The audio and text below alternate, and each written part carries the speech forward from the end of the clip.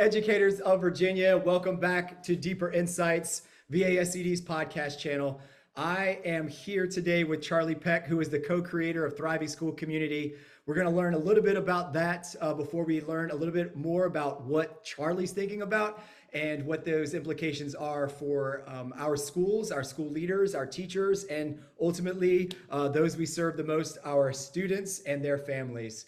So Charle, hello and welcome. Hi, Chris. Oh my goodness. You know, I love VASCD. I've been in Virginia a ton of times. I've seen you there many times. I'm excited to talk with your audience. There's just so much going on with mental health in our schools, as you can imagine. Yeah, for sure. Thank you. And we definitely appreciate our partnership. Every time we put out a call for proposals, I always see Charle Peck's name. And I know you always bring the thunder, get great feedback. Our people in Virginia love you. And I think you get invited back to other schools and school divisions as well. So we could talk a little bit about that. First, I want to know how you are.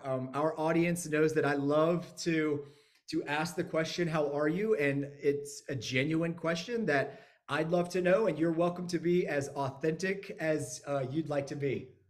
I absolutely will be. I'm actually thriving right now, to use my own word, but it's true.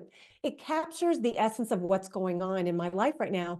And you know what? That might change from a moment's notice here and there, but consistently, Chris, because I've been able to do this work so much, that is energizing me like crazy. I've had a ton of meetings about, this time of year. I mean, people are, getting their PD plans for the summer, even some last minute spring to use up some of their funding. But next year, and what I love is that people are paying close attention about supporting their staff as well as their students. So listen, I'm doing great. I'm happy about what I'm doing right now.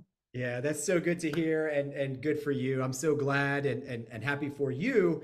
And then also for the schools and the communities that you support, because I know that there is only a strong benefit from the work that you bring to the table because it's always been important.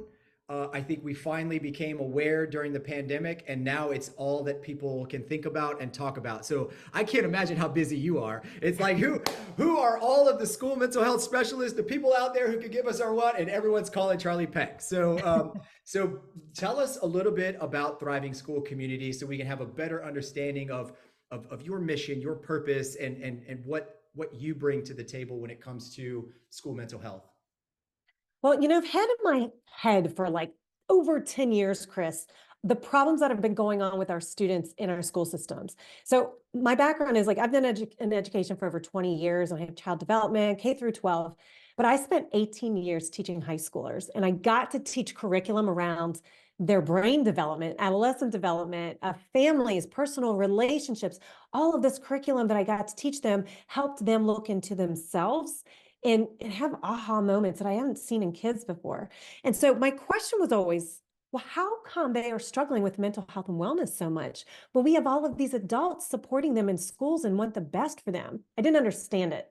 I had no idea why. So I've been spending about 10 years trying to solve that darn problem and thinking about it so much to where when I was doing mental health leadership in my district and I was on the principal route, I pulled out of that and I went and got my Master of Social Work degree so that I could understand it structurally and systemically and, oh my gosh, historically what's going on. So I ended up becoming specialized in trauma therapy. I'm a clinician. I've worked in residential treatment centers. I've worked in hospitals with kids in crisis. I mean, their families too, right? And so what it's done is it's given me incredible perspective.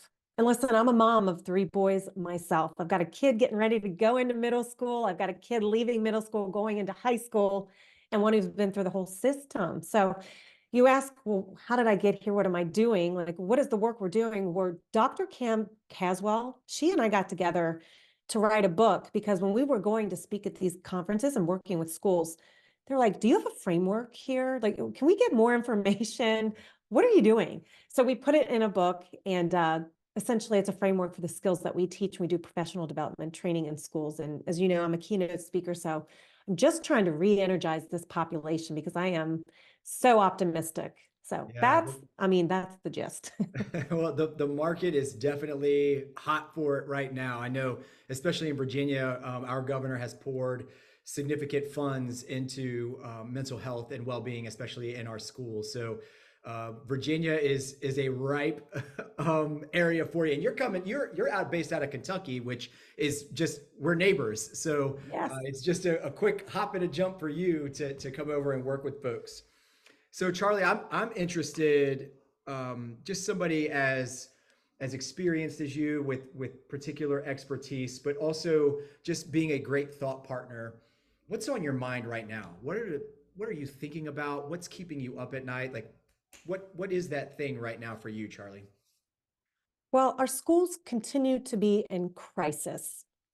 And we always represent that with this graphic that shows the chaos of different people in different scenarios. And a lot of people that we work with are either drowning in the chaos or they're the onlookers who keep seeing people fall into the crisis that we're in our schools. And they don't know how to pull those people out of the water. They don't know how to get these solutions. They don't know what to do. And when we don't know what to do, Chris, then we either do nothing. And that's why there's a lot of avoidance. We step out of the system. It's just so uncomfortable. We don't know what to do. We get disheartened and disenfranchised, or we keep trying to do the same things that just have not been working. And so I talk often about SEL. A lot of people associate me with an SEL partner, and I absolutely am. I'm not saying that I'm not. I support it 100%. It's great stuff. Here's what the problem is. We've been teaching it for 30 years to kids. And we've been expecting them to be resilient in a system that is overloaded. Mm. And we keep telling them, be resilient, get these SEL skills. And then we throw them right back into the same toxic environments with burned out teachers and stressed out parents. And we're expecting them to function well. So our approach is not working. So I lose sleep over feeling so energized to do more of this work. It's funny, Chris, I have a booking agent now who handles my schedule, handles all the contract stuff. I don't want to talk about the funding. I just want to do the work. And he's like, well, hold up. Like we actually, like there's a system approach we have to take here. But I'm like, get me in there. We've got to do this work. And so I'm just craving that change. And it's like it's not moving fast enough. That's what keeps me up at night. Yeah, no, I appreciate that. And I also appreciate you being willing to hop on a podcast to really talk about. So I think you made me think of something. And it was actually something that I think it was Brene Brown. I learned it when we're at our highest moments of stress and crisis, like you talked about, and you pretty much touched on it. We're either under functioners or over functioners. Like we either retreat and like don't do anything and completely dissociate or avoid and completely shut down, or we go into hyperdrive and like we try to do too much or we try to do everything. But you mentioned that we either avoid or we continue to do the same things. So what are some of the different things that you're seeing either people doing or in your research or even in what you bring to the table with Thriving School Community? What are some of those things that are different, that are helpful for the kids and staff? Yeah, well, when we were designing this program and thinking about, okay, what is a thriving school community? Like, what is that actually? All of our, when you're developing these things, you have to come up with the language around it. And that we kept coming back to thriving school community because we're going from one environment to the next. So we're sending kids home and that environment's not great. That's going to show up in our school environment. And our school environment, we're sending them back to, if they're stressed there and not performing well, because there's so much pressure on these kids to perform well. That's a whole nother topic. Oh my goodness. But then we send them back to schools. And so they're going back into these, it's like a spillover effect. And so what I realized is that we're not doing them any good if we're constantly overloaded, overwhelmed, and then responding to them in a way that's actually just not helping them. In fact, schools create so much stress in that environment for kids and families.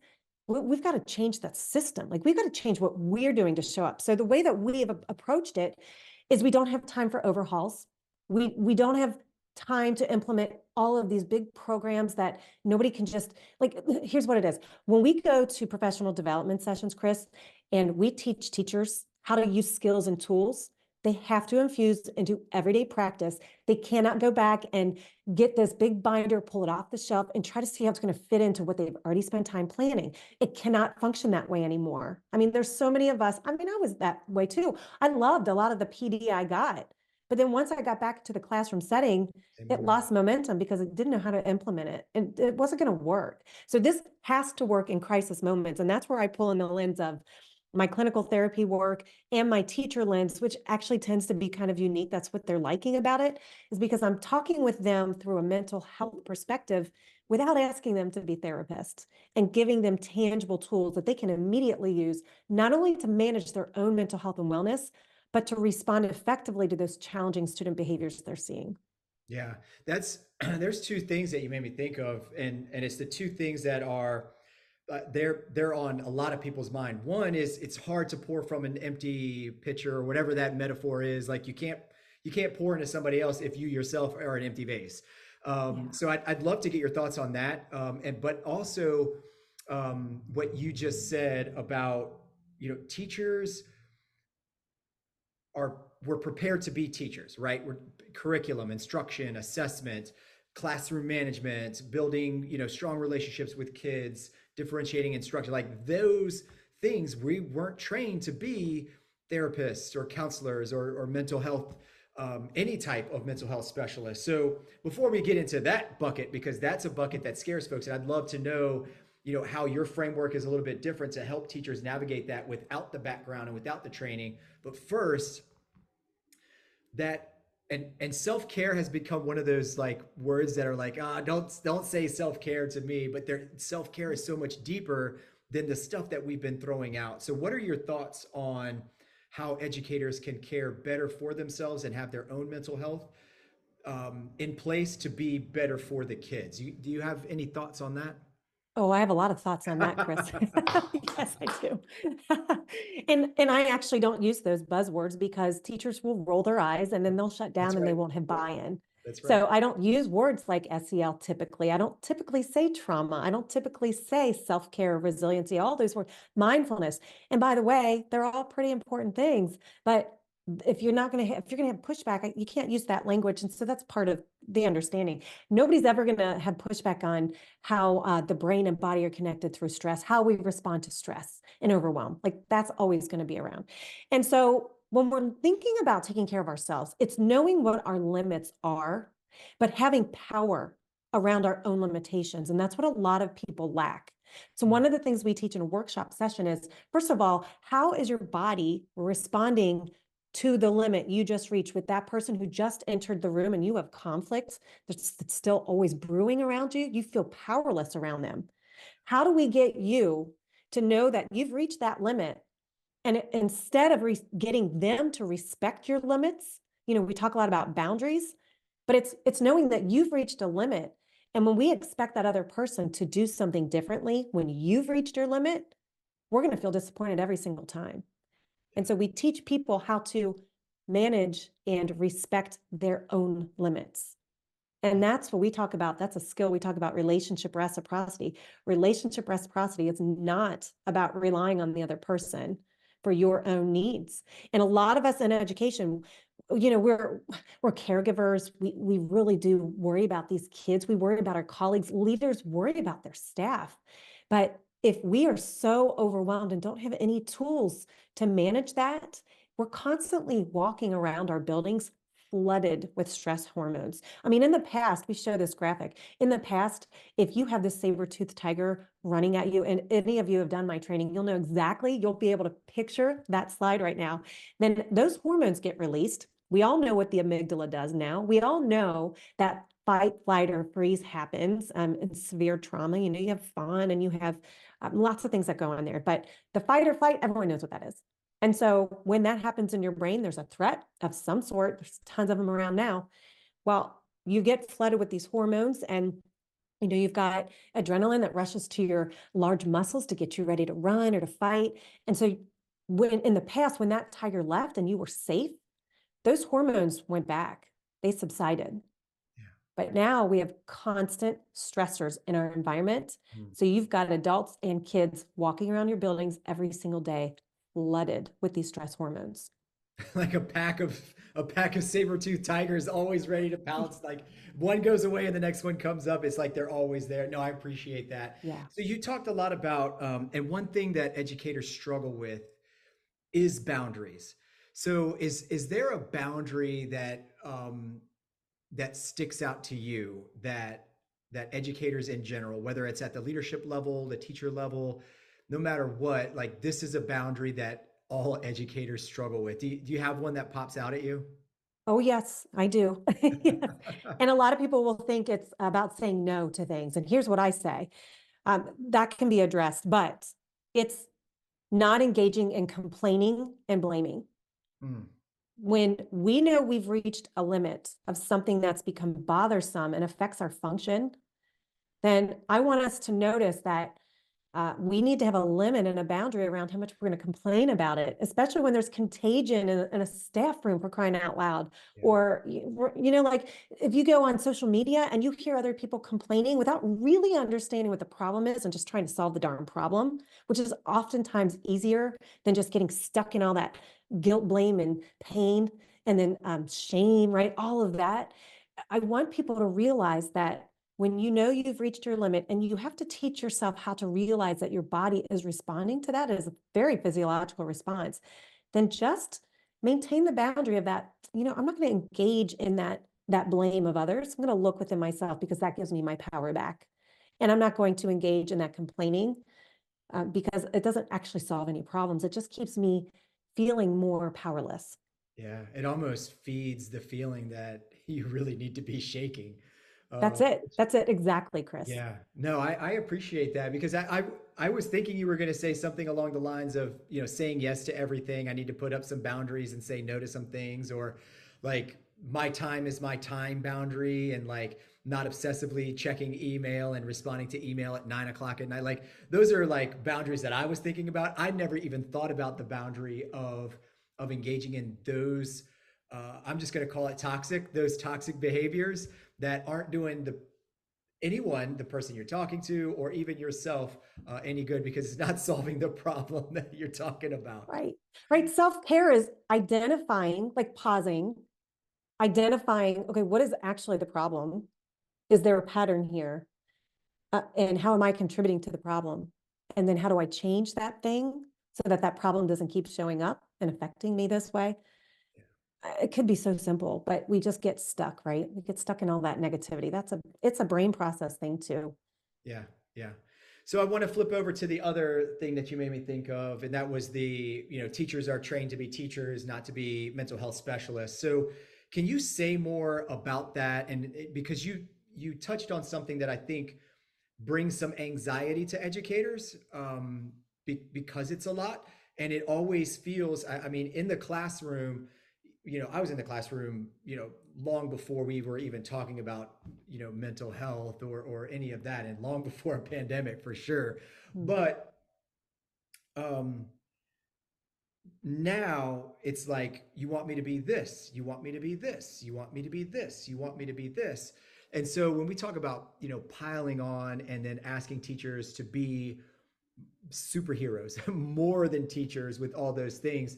You said something that I think our teachers would love to hear, and our educators too, because as a principal, I wasn't, mental health trained. I was a high school math teacher before I got into administration. So um, I'd love to hear more about what your thinking is around that concept of, you're a teacher who was trained to be teacher, who also needs to tend to the mental health needs of your students, and where that intersection lies, especially when it comes to preparation.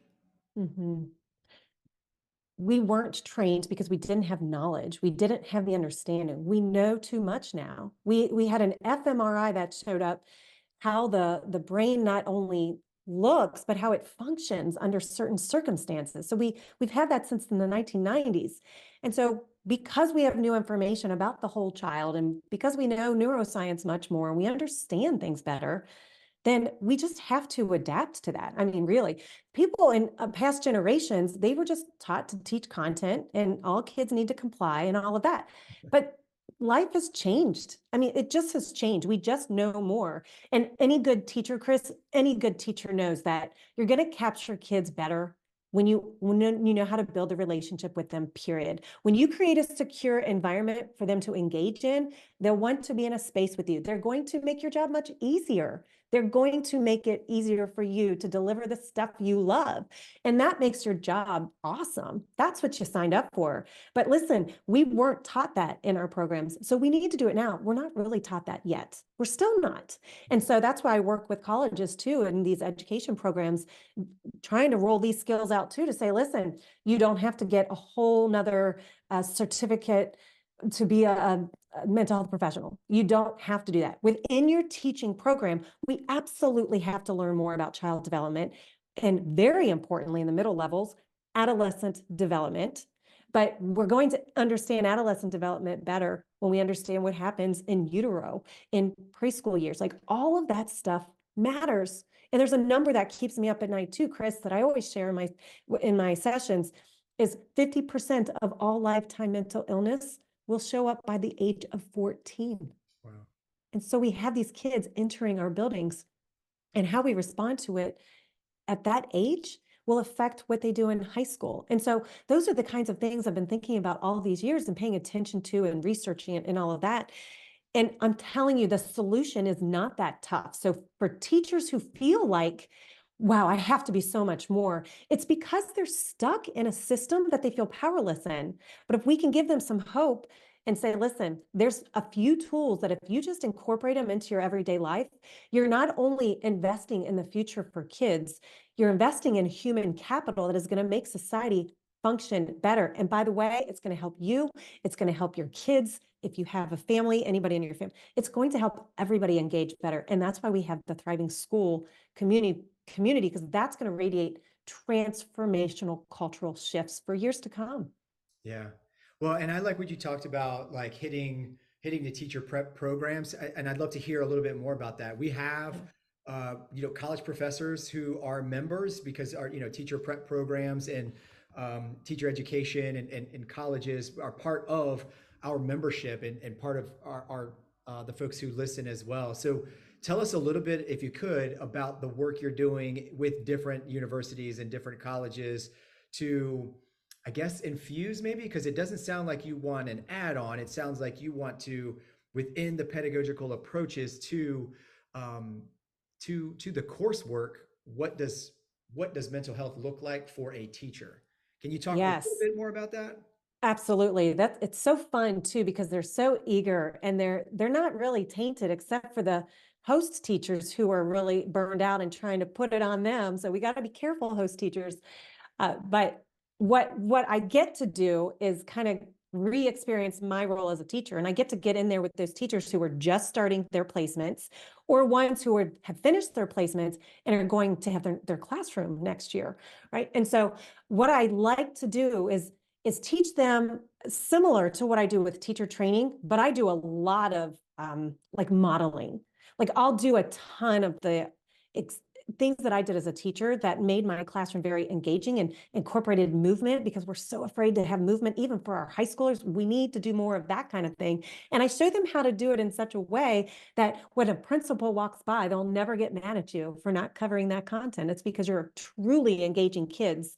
And what you get to do is sneak in little things to manage your own overwhelm too. So when you get to learn how you are responding, and know how your kids are starting to get shifty, or they're doing something a little different, and you learn not to keep teaching through that. You learn how to catch it and realign very quickly and easily, then we have total change, and we capture people early in the process, much like we have to give these tools to kids. I mean, these tools can work K through 12 for a reason. It's all designed so that we can truly have a cultural shift for a better future. Yeah, no, that's awesome. And I'd love to shift to your work with schools and school divisions in case any of our listeners are interested in reaching out to you, because you've inspired them, and they really do seek um, to have a thriving school community. What can you give us some examples of, maybe if your work might be all over the place, maybe like in this school I'm doing this, and in this school division we're working on this, but is there a common thread, or like a specific example that you'd love to share of how you support schools and school divisions in this work? Yes, well, so thanks for asking that because there are common themes that keep showing up. So we have 9 skills that we teach, and they address 9 different areas that we identified were contributing to the problem, the mental health crisis that we're in. And so we never get to all 9 of them because it always comes back to the two of the same things. Teachers are overwhelmed Yeah. and they need to manage their own mental health and wellness. And so we pull out a few skills that help address that. And also, they want to have tools that contribute to that to respond effectively to challenging student behavior. Yeah. So, a couple of tools we use, for example, one is social plasticity. So, we'll teach people how to create a safe, secure space for someone that we're unfairly judging. And I have a story about a student that, and I know that we're limited on time, so I won't go into that, but a story of a student that changed, like transformed the way I look at every single student as a result of how I ineffectively responded to her and shut her out. And it was detrimental to her and me. But also, let's think about those story spirals we get into when we're trying to manage our own overwhelm. We teach them, and we have great visuals because it's got to work for everybody. And you've got to be able to remember it and recall it. But we talk about the story spiral. So if you're a therapist listening and you're a member and you understand a little bit about narrative, and anybody understands we all tell ourselves a story, and often they're based on a bunch of lies. They're Yeah. not even factual data surrounding us, but we keep telling our story. We might stay in that story spiral all day long. So we give tools to kind of take that and unravel that story. And we might do that in a full day session. We might spend 6 hours on 3 or 4 skills, depending where the conversation goes, but we have it all planned out. It's all engaging activities. Or we do half day PD. But often what's been happening with me lately is because I'm kind of working my way out there as a keynote, is my keynote is called Thriving Under Pressure. So I'll get out there and say, listen, there is hope and there are tangible tools to help you keep that hope going, because that's what we're looking for. So then I'll do a couple of sessions and then follow up working with schools and districts. And by the way, we can scale it. Like one of the barriers is, how do we get it out to all of our staff? Well, we have a plan for that. And we have a plan for autonomy and long-term sustainability, because I'm not going to do this work unless we can have that. So yeah, so that's usually what it looks like, or presentations to identify a particular need, like how to help kids manage their big emotions, or how to assert my authority without being mean, because a lot of teachers, they struggle with that. So yeah, lots we can do, but it does come back to those 2 common themes. Yeah, that's wonderful. And so before I give you a chance to let everyone know how to get in touch with you, I'd love, because I surprisingly we're already coming up against 30 minutes, which is Oh my goodness. crazy that it's almost Wow. been 30 minutes. I'd love to give you kind of the parting shot to turn the mic over to you if there's a message or anything that you'd like to share as we close this episode out. I want you to have carte blanche on what you'd like to share. Well, okay, if you don't even work with me, I'd love to work with schools.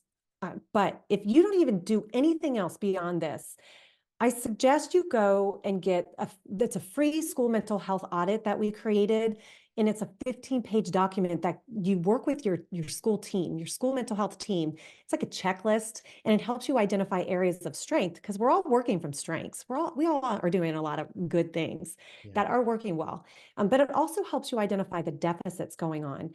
And it doesn't ask you to say, do these 5 things next. It says, what is your most important area of need that we need to strengthen using what you already have in place? And so I welcome people to go to our website, thrivingeducator.com, and you can go and get that resource. It's on the top right on a button. Just click that and get it. It's totally free. Keep that conversation going today. And listen, we're doing a free virtual summit to bring school communities together, to give them tons of resources coming up April 16th. If anybody wants any of that information, just go to thrivingeducator.org and you're going to find everything you need there. That's awesome. All right, Charlie, how can we get in touch with you if we'd love to either learn more, connect, or even bring you to our school or school division? Oh my goodness, I would love that. Okay, so just email me, Charlie, CHARLE, at thrivingeducator.org. That's it. All right, so a quick little email. Charlie, thank you so much. I appreciate you. I've enjoyed learning more about Thriving School Community, and more importantly, learning more about school mental health, the book that you and Dr. Cam wrote, and especially the work that you're doing on behalf of students and staff. So thank you for your time, your expertise, your energy, and your experience. Thank you so much for having me. You know, I love the work you're doing. So thank you, truly. All right. Thank you.